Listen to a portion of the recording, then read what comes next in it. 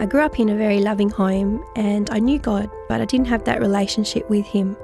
And once I left high school, I went and did all the things that I wanted to do and left everything that I knew about God behind. That's when I met a man. It lasted for about 6 months, this lovingness, and then he started to want to control me, and he would use abuse and violence in order to do so. He was not only using physical violence against me, it was emotional and verbal and sexual to keep me in check at all times. This continued on and escalated over the course of a couple of years. It was slowly eating away at my soul. During this time, I found out that I was pregnant. I was scared because the violence hadn't stopped. 7 months into my pregnancy, he threw me against a cupboard and I realised that maybe I could lose this baby. Liam was born, our beautiful, healthy boy. Breaking point came when Liam was 2.5 and my partner had thrown me up the passage and I landed centimetres away from where he was playing. Covered in blood, I realised one day this man was going to kill me, and then who would be Liam's mum? I cried out to God. I had never done this before, but I cried out to God and He clearly said to me, "Lisa, put Liam in the pram and run." And so I did.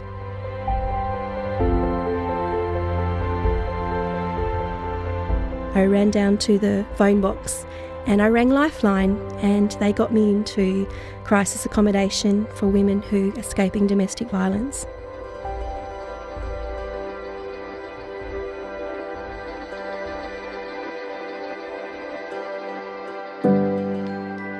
I spent 6 months in the women's refuge, and there I received intensive counselling, and it was the turning point in that very first week that I saw Liam walking and he was going, "I've got a new mummy," that I knew I was doing the right thing. I knew I was changing my life for the better, and it was not only affecting me but it was affecting Liam, and that just kept me motivated to keep on going.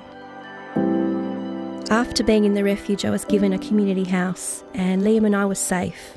But emotionally I was still really scarred and I was having horrific nightmares of what he could have done to me or to Liam. And it was after one of these nightmares that I woke up, and as a way of coping with that I turned the TV on and there was church.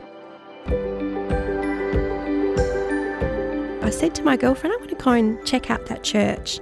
And from that very first moment the music started, I felt the presence of God and that I was so welcomed, and I felt like He was calling me home.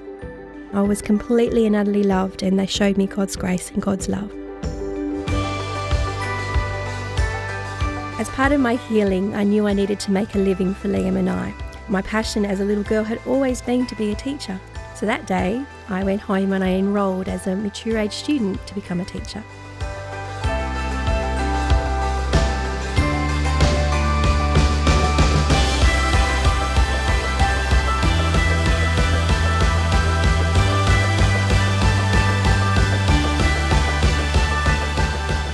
The hardest part of my journey has been forgiveness. It would have been so easy to hold on to those hurts of what he did to me and Liam, but I knew I needed to let that go in order to set the captive free.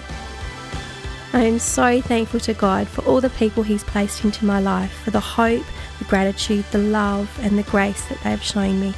And I know that at His table, in His house, there is room for everyone, including someone like me.